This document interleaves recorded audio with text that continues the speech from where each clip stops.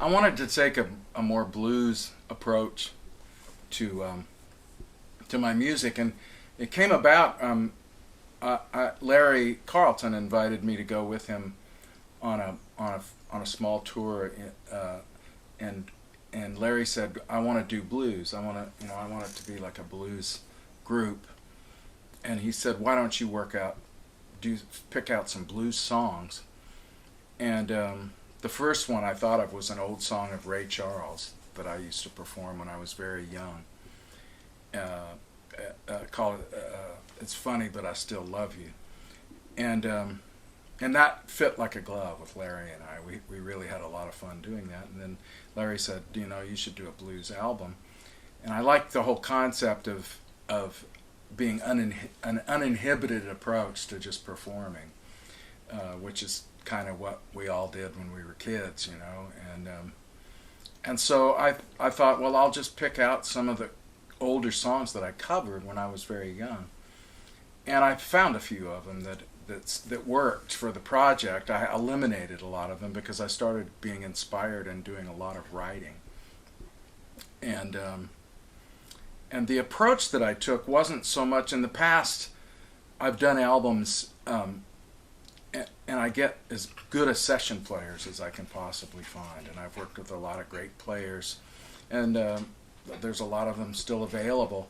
But I wanted to take more of an approach that I did when I was younger. I wanted to have my own band. I wanted to do a lot more playing of my own on this record. In the past, I've hired keyboard players that I love and admire, and my keyboard player isn't really that featured on a lot of the things that I've done. On this one, and I'm kind of a primitive, I'm basically a blues player, so I thought, well, I'll be able to do this album because this is next to me, next to my skin. So basically I put together a trio.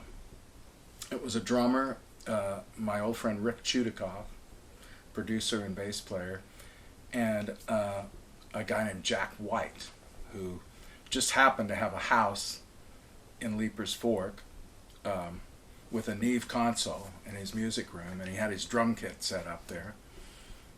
And we hired a gentleman named Don Strigley from Muscle Shoals to come with his Pro Tools setup and run everything through Jack's Neve console so that we could just record there in his house.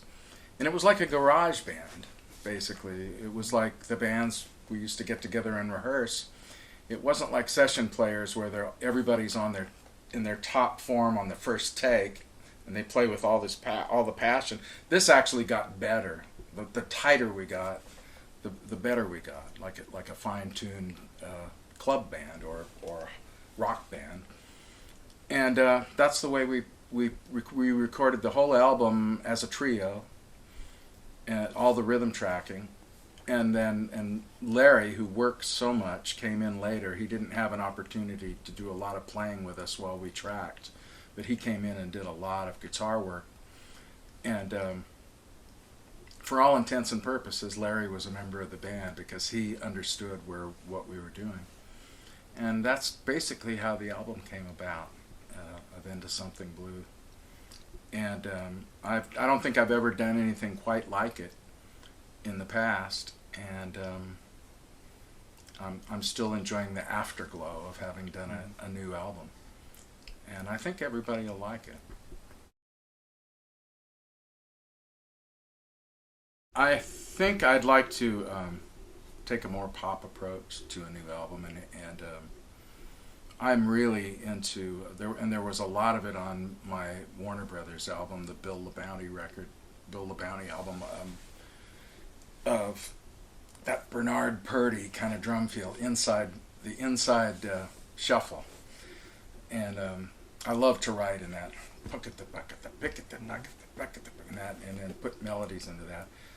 And yeah, I guess that's a West Coast approach, from all the people I hear you play and that I hear come from France.